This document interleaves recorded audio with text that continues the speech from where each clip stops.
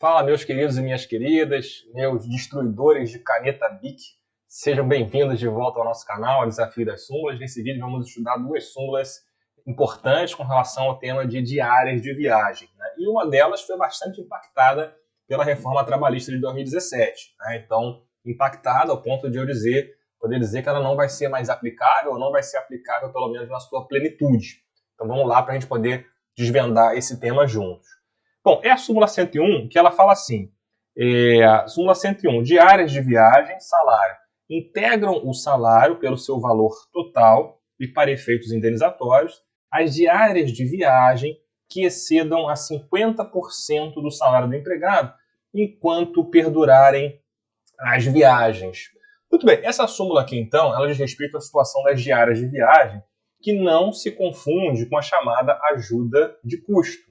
Perceba, quando a gente pensa numa ajuda de custo, por exemplo, a ideia aqui é de que o empregado ele se mudou, houve uma mudança de residência do trabalhador, né, em função aqui, por exemplo, de uma transferência de um local de trabalho, e aí vem uma ajuda de custo, que é um valor para ajudar com despesas de mudança, por exemplo. Né? Essa é uma outra situação, e a ajuda de custo ela vai ter, em princípio, também um caráter indenizatório. Né? A ajuda de custo ela não vai ser uma parcela salarial, não vai se integrar ao salário, não vai ser base de fundo de garantia, 13º, férias, porque é uma despesa, é um pagamento indenizatório, para repor as despesas com a mudança do trabalhador ou da trabalhadora, beleza? Diferentemente, eu tenho a figura das diárias de viagem, que vem aqui na súmula, que é aquela figura que vai se aplicar quando o empregado tiver que viajar a serviço. Ele não se mudou, não mudou de residência, portanto, mas ele teve que viajar a serviço para fazer algum trabalho para o empregador, e aí ele recebe uma diária para poder pagar a despesa com hospedagem e também as despesas, eventualmente, com alimentação. Né? Então, essa que é a ideia aqui. E aí, essa súmula, ela foi, digamos assim, ela tem a sua aplicabilidade deixada de lado, ela não é mais aplicável na sua plenitude. Por quê? Porque antes da reforma, né, essa que era a ideia aqui que vinha no artigo 457, parágrafo 2º da CLT, né, que mencionava esse percentual de 50% do salário do trabalhador. Né? E a súmula 318, está aqui na tela também, complementava isso, dizendo o seguinte, olha, se for um empregado mensalista, a integração das diárias no salário deve ser feita tomando-se por base o salário mensal, por ele percebido, e não o valor do dia de salário, somente sendo devida a referida integração, quer dizer, das diárias no salário, quando o valor das diárias no mês for superior à metade do salário mensal. Né?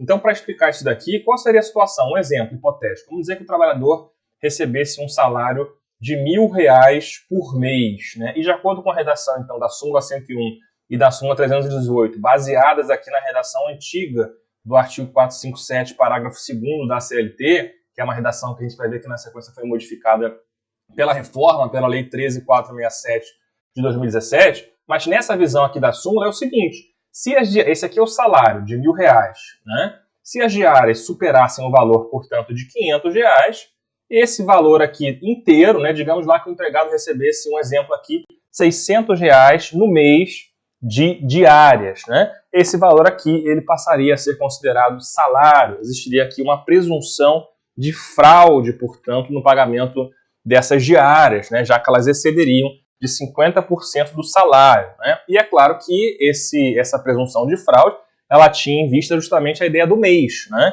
Então é claro que, por exemplo, digamos que o empregador pague uma diária, ou pagasse uma diária de R$50, né? E aí digamos que o salário dia desse trabalhador ele vai ser inferior a isso. Né? Se eu dividir aqui R$1.000 por 30 dias, por exemplo, eu vou ter aí algo em torno de R$30. Né? Então a diária ela seria superior até o valor do dia de trabalho, percebe? Mas o que a súmula 318 fala para nós é o seguinte, não importa o valor da diária considerando o salário do dia, o que vale é você considerar no total de um mês se o valor total de diárias recebidas no mês supera ou se não supera essa questão aqui do salário mensal. Né? Então pouco importa o salário dia e o valor do dia da diária, né? Ficou pleonástico, mas não tem jeito, pouco importa isso, o que importa é esse cômputo mensal. Tá? Era uma súmula que já era criticada antes da reforma. Por quê?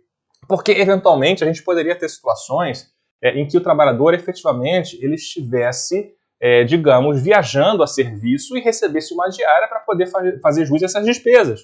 Né? E aí poderia ter situações, por exemplo, né, poderiam acontecer situações em que, eventualmente, não houvesse nenhuma fraude, que o valor das diárias no mês superasse metade do salário mensal daquele empregado, só que ainda assim poderia ser uma situação de não fraude, de inexistência de fraude.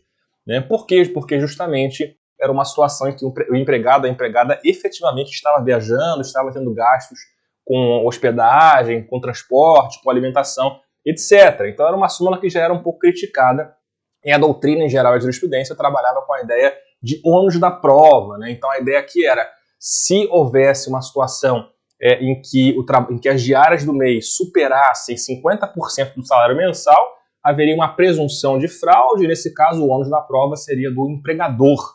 O empregador teria que comprovar, então, que efetivamente houve aquela situação de diária, deslocamento, hospedagem, etc.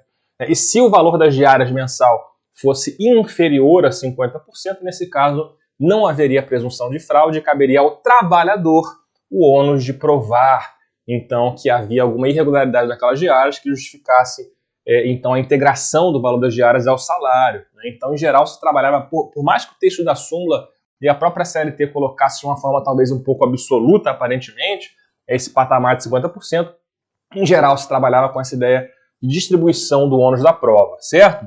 E aqui, esse dispositivo, então, essas duas súmulas, a gente pode dizer, foram impactadas, porque, vejam, a redação em vermelho aqui é a redação antiga, né, em que se baseou, ou em que se basearam as súmulas que a gente acabou de ver.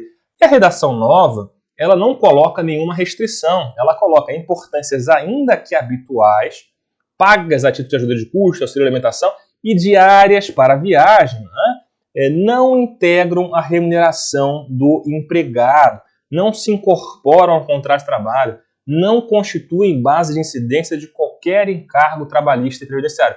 Ou seja, a reforma trabalhista de 2017 ela foi bastante clara no sentido de que a diária de viagem não vai integrar o salário, não vai ser base de FGTS, de 13º, de férias, né? Não vai ter que recolher INSS sobre elas também, porque elas não são salário, né? Elas teriam um caráter indenizatório. Bom, e é claro que esse dispositivo da reforma, se aqui o dispositivo antes da reforma ele pecava por excesso, né, a gente pode dizer, aqui também a gente tem um outro tipo de excesso. A redação pós-reforma também é um pouco excessiva, né? Porque, perceba, na redação pós-reforma o que a gente tem a diária nunca vai ser salário, né? Perceba, a gente pode ter situações eventualmente de fraude, sim, em que o trabalhador, independentemente do valor, então esse patamar de 50% é um patamar, esquece isso ficou para trás, né?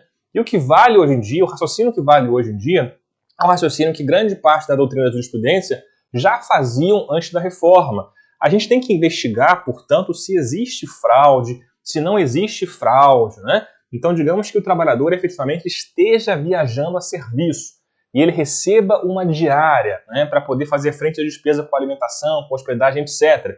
Ora, se nessa situação há efetivamente uma viagem, né, e a diária ela se destina a cobrir esse valor, é evidente, né, que nesse caso você não vai ter fraude e a diária não vai se integrar ao salário. Agora, digamos numa situação, num mês, por exemplo, em que o trabalhador ele não viajou, ou então viajou 1, 2 dias, né?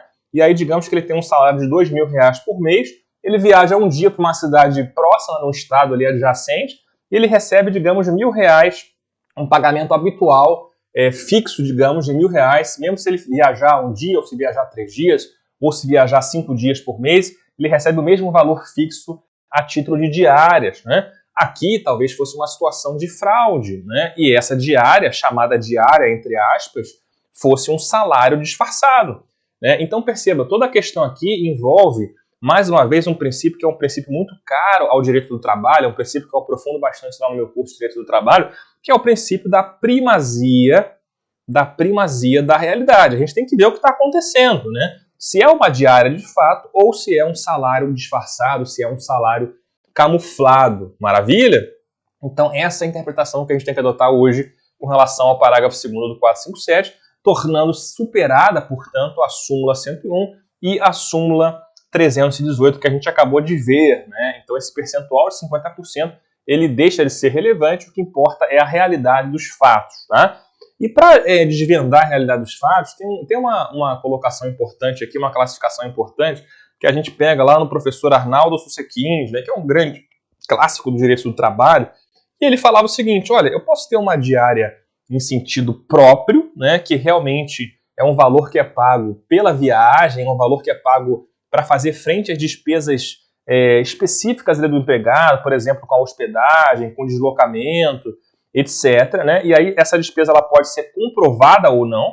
Tá? Perceba que não necessariamente ela vai ser comprovada. Ou seja, o empregado vai ter que apresentar nota fiscal do que ele gastou no hotel, do que ele gastou de ônibus, etc. Coisa e tal. Isso pode ser, e aí se houver comprovação, né, se houver necessidade de comprovação para que o trabalhador seja reembolsado, claramente aqui essa diária vai ser uma diária em sentido próprio e ela não vai ser salário, não vai ter natureza salarial.